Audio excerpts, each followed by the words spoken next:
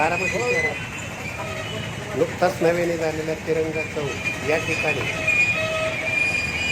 सुरेंद्र जेवळे यांनी गणेश मंडळाची स्थापना करून सुंदर असं धार्मिक प्रचिती येईल असे हत्तीचे भव्य असं प्रदर्शन मांडले होते. गणेश विसर्जन झाला, गणेशोत्सव पूर्ण संपला.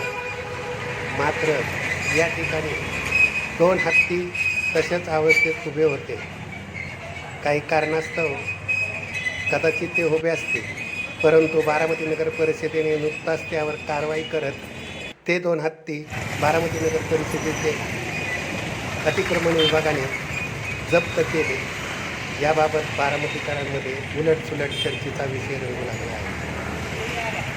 यावरून तरी सध्या बारामती नगर परिषद हत्तीला सुद्धा सोडू शकत नाही हे यावरून दिसून आले.